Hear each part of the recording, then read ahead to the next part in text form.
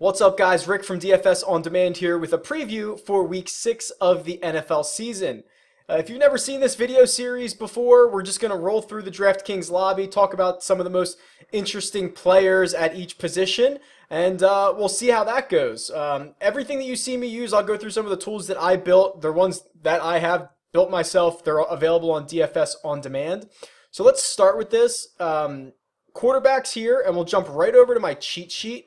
And what you might notice here is I'm using a projection this week as opposed to a player score. So the first 5 weeks of the year, I scored each player based on a bunch of factors between 0 and 100, with 100 being the best possible score. This week, I've opted to go to projections. We at least have 5 weeks worth of data here. I don't love them in football because you never really have a great sample size, but we're going to try it out for this week. If you like this better than projections, or I'm sorry, if you like projections better than scores, let me know. I'll do whatever you guys want. All right. No surprise that Deshaun Watson is my highest projected quarterback on this slate. He is averaging, here he is, I'll get out of the way, averaging 31.8 DraftKings points per game over the last 3 weeks. He can do it with both his arm and his legs. He's getting this great matchup with Cleveland, which we will show you what opposing quarterbacks have done to Cleveland. And you can see they're allowing the 4th most DraftKings points to opposing quarterbacks, and they haven't played anyone. Andy Dalton shreds them. Jacoby Brissett shreds them. Roethlisberger, Flacco, and McCown, like, they've played absolutely no one, and they're allowing the 4th most DraftKings points to opposing quarterbacks. So here's an opportunity to get Deshaun Watson again before his price really gets high, because it's going to get higher, especially if he keeps having games like he did last week or the last couple weeks. The only concern here is that Houston's like a 10-point favorite. This game script might not really play into the hands of Deshaun Watson. I mean, it was very helpful that last week it was just absolute garbage time. He was throwing the ball up to the end zone like crazy. Probably not going to happen again this week, but I don't think I don't think that hinders Watson so much, just because this is a really good matchup and he's playing as well as he is. Let me sort this by salary, because I do want to talk about some of the higher price guys. Rodgers and Brady, both in tough little situations. Aaron Rodgers, who I love, playing Minnesota, who has not allowed an opposing quarterback to score 20 or more DraftKings points in any game yet this season. I can show you the logs real quick. Here are quarterbacks against Minnesota. I mean, kept Winston under 20, kept Big Ben under 18. Stafford scored 10 points. Drew Brees scored 15. It's a really good Minnesota defense. So as much as I love Aaron Rodgers and I think he's matchup proof, he's going to have his hands full here. And, I think it's just one of these opportunities where we have better options. One of them being Drew Brees, coming off a bye week, which I should have saved this tweet. There was some great tweet about Drew Brees coming off a bye. Something like he's averaging 330 passing yards and he's got like 15 touchdowns and 0 interceptions. I mean, something crazy. He's been really successful coming off a bye in his career. If someone has that tweet or has that stat handy, shoot it over my way. I'll tweet it out. So you get Drew Brees, who is now going to face the Detroit Lions defense, who, gave up 355 passing yards to Cam Newton last week. You know what Drew Brees can do at home. He's averaging 25 DraftKings points at home over the course of the last 2 years. Again, coming off a bye, this is a high-powered offense. I just think this is a really good opportunity to pay for Drew Brees at $7,200. He's the 3rd most expensive player on the slate. A couple other options here. Where is he? Okay, we do have to talk about Carson Palmer, and we talk about him all the time. But here's what you're getting from Carson Palmer, okay? This is sorted by pass attempts. Carson Palmer head and shoulders above the rest of the league. They're throwing the ball a ton. You know you're going to get that elite volume from him. Now you get the matchup with Tampa Bay, and if you want to see what a bad defense against quarterbacks looks like, check out Tampa Bay. They allowed 27 DraftKings points to Eli Manning and 31 to Case Keenum this season. Now you're going to have Carson Palmer, who's probably going to throw the ball 50 times.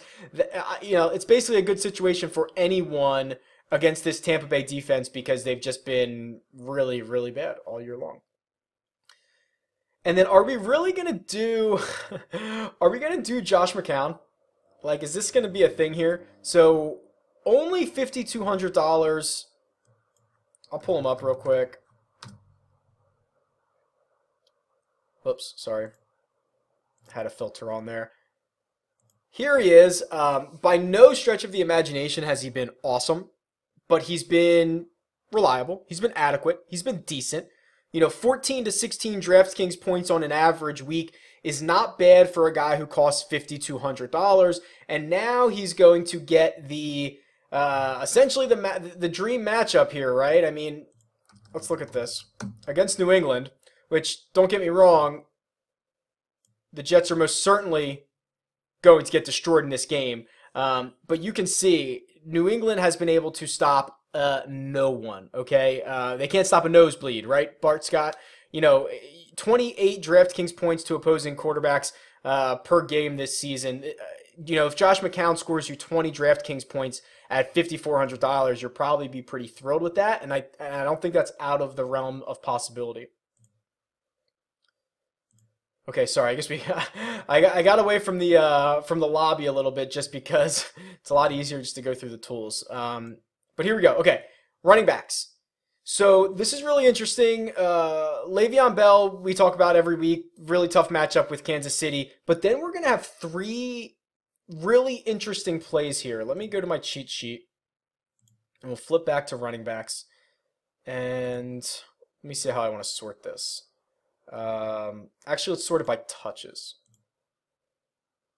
Okay. Here are the league leaders in touches. And what you have is, outside of Le'Veon Bell, you have Leonard Fournette, Todd Gurley, and Kareem Hunt, who are dominating touches for their teams, and all three of them are in great matchups. Let me see if I can do this here. Jacksonville has allowed the 5th most DraftKings points to opposing running backs. LA has allowed the what's that, 7th most? And Pittsburgh has allowed the 6th most, something like that. So you have three guys who are getting a ton of volume in really, really great matchups this week. So this will probably be a week where I might try to get 2 stud running backs in, or I'm definitely going to pay up at running back, just because I think you have to. I think you're going to have to get some of these guys. We'll talk about other options a little bit lower here in a second, but this is really a great opportunity to get volume and matchup, which, at the running back position is not always easy to come by. And we've got 3 guys this week that fit that criteria. All right, outside of those guys, let's look up CJ Anderson. Okay, Denver's coming off the bye. So you assume that, they're going to be prepared for this game. They're going to be ready to rock and roll. They've had plenty of time to game plan. Here's CJ Anderson. He's seen 20 or more carries in 3 of the 4 games this season. When he sees 20 carries, he's usually pretty productive. 80 yards, 110 yards, 95 yards on the ground. I really like him in this spot against the Giants defense, who's allowing, the 10th most DraftKings points to opposing running backs. And I want to pull this up real quick. Let me see if I can do this. I'm just going to do running backs against the Giants. I'm going to show you those game logs. And it's sorted by week here. And what you're looking at is they got shredded by Melvin Gordon last week. They haven't played a lead back a ton, okay? So let's look at this. We just said CJ Anderson gets 20 plus carries. Well, there's been 2 guys who have seen 20 plus carries against the Giants this year. It's Melvin Gordon. It was last week where he scored 37 DraftKings points, and it was week 1, Ezekiel Elliott, who saw 24 carries and scored 21 DraftKings points. Outside of those guys, the Giants have seen a lot of running backs by committee. Really no true 20 carry guy in Detroit, Philadelphia, or Tampa Bay. But I think that's what you're going to get against Denver this week. So I'm pretty excited to be able to roster CJ Anderson, or really any lead back who's going to get 20 plus carries against this Giants defense, because they've had a lot of trouble with them so far in this young season. Next up, let's see if I can find my buddy Duke Johnson. So I think you can see this. Let's just look at the last 3 weeks here. Can I do that? Yeah, okay. Last 3 weeks, averaging 20 DraftKings points over the course of the last 3 weeks. He has a nose for the end zone. You see that he scored a touchdown in every week so far this season. But here's what I like about Duke Johnson. He's not going to get a lot of carries, but he's heavily involved in the passing game for Cleveland. Well, let me tell you that Cleveland is a 10-point underdog this week. So it's likely that they're going to be throwing the ball a lot. Give me the guy who is going to be on the field when they're in passing situations, which seems to be Duke Johnson. So he's done a really nice job so far. He's reasonably priced this week. Where's he at? 50-something, I think. Here you go, 5,100. Okay, 5,100 bucks for this week on DraftKings. Okay, and then here's another interesting guy, kind of in a similar situation as Duke Johnson, and it's Alvin Kamara. And maybe I should pull up. I'll pull up his game logs. We'll go to the whole season. Okay. Trending upwards. Last 2 weeks, he scored 13 and 25 DraftKings points, which are his 2 season highs. I just think this is an improved situation for Kamara. So not only are the Saints, again, coming off a bye, but they dealt Adrian Peterson. Not that Adrian Peterson was playing a large role in New Orleans, but he was getting a handful of carries that now have to be split up between Kamara and Mark Ingram. But I also think it just shows that the Saints like this guy, that they're invested in this guy, that they're comfortable dealing Adrian Peterson because they have Alvin Kamara. And he's another guy who, again, is not going to see a lot of, just rushes, essentially. But, 10 for 10 on targets last week, or the last time they played, 2 weeks ago, week 4. He's heavily involved in that passing game, and now I think it's an even larger role. Even if he takes over half of AP's role, which wasn't huge, it's at least a few more snaps on the field. And with a guy as dynamic as Alvin Kamara, who can make plays, you want him on the field as much as possible. You want him getting as many snaps as he possibly can. So I think that's a pretty good value play. Let's look at wide receivers real quick.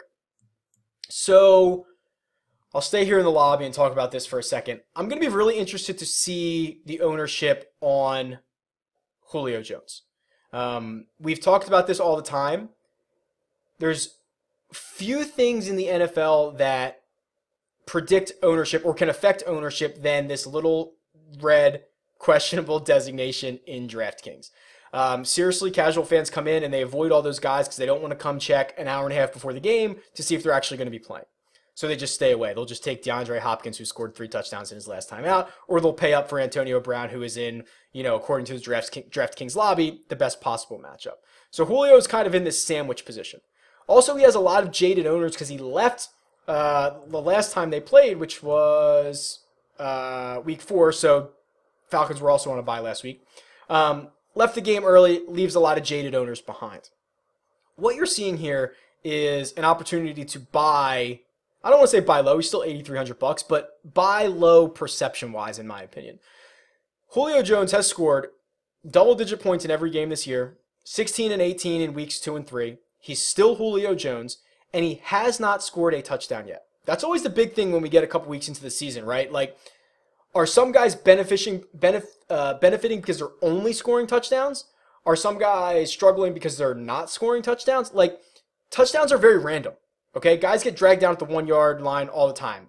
Plays get called back for holding. Like, touchdowns are so random. Julio Jones is not going to go an entire season without scoring touchdowns. Like, these are going to come. The fact that he still scored 18 and 16 DraftKings points in the last 2 full games that he's played and hasn't found the end zone yet shows me that there is ceiling left to be had for Julio Jones. Okay, that's my rant on him. Another guy that popped up on my sheet here. See if I can do this. And we'll go by projection, I suppose.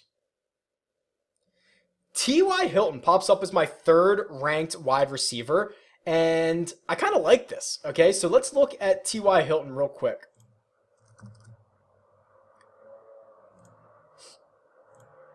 All right, here's T.Y. Coming off 27 points, scored 31 in week 3. It's no surprise that T.Y. Hilton is going to be a volatile option.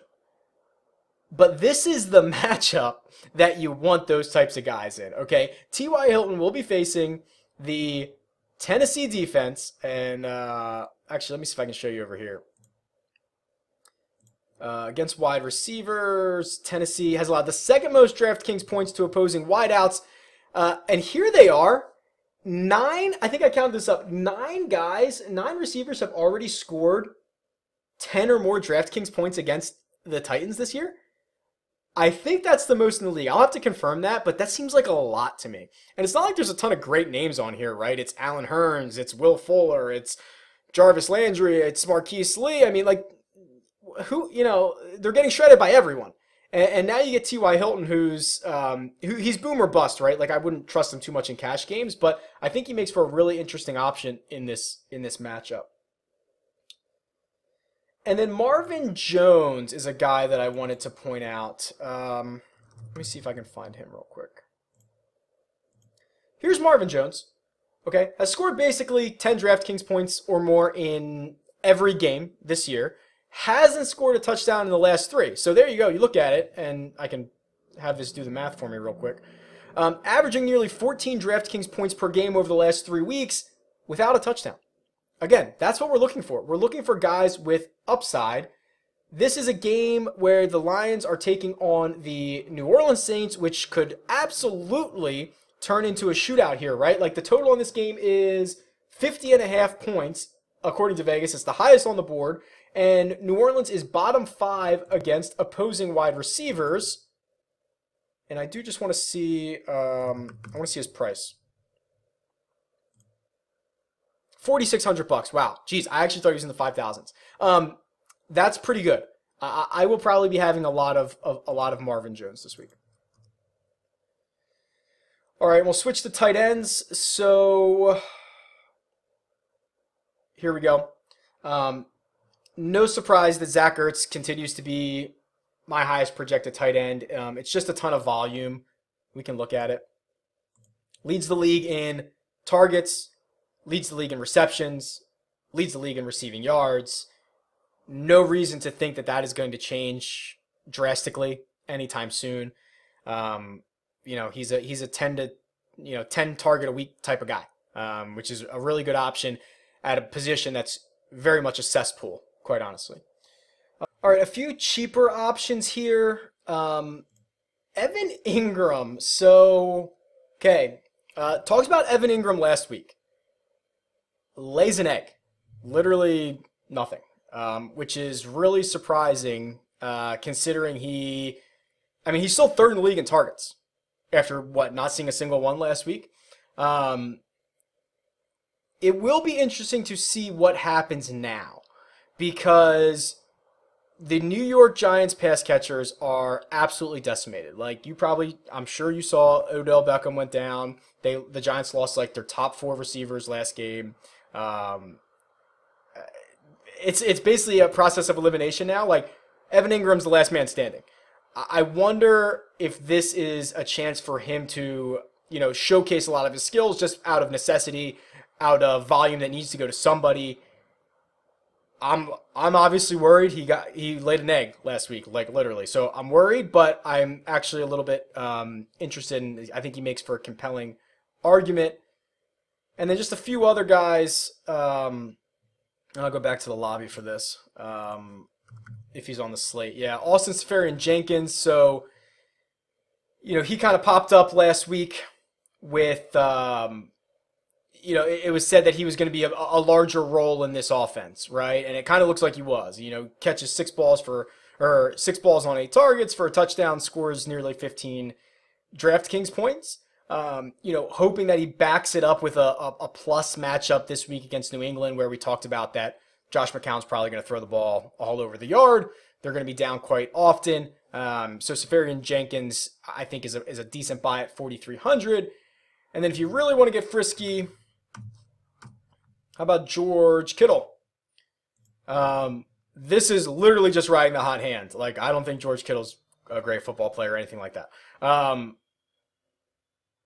I don't have a ton of confidence that he can repeat this performance, but 7 of 9 targets last week for 83 yards and a touchdown, played a large role in the final drive, so you wonder if that builds a little bit of chemistry. Again, this is kind of a hot hand situation. Washington's allowed the second most DraftKings points to opposing tight ends. So if you're hurting and you need to get somebody down here in the bottom range, $3,400, consider George Kittle. All right. There you go. That's it. That's the preview for Week 6. I hope you guys enjoyed. Let me know who you're playing, who you're not playing. Tweet me. It's at DFS On Demand, or leave a comment below. Talk to you guys soon. See ya.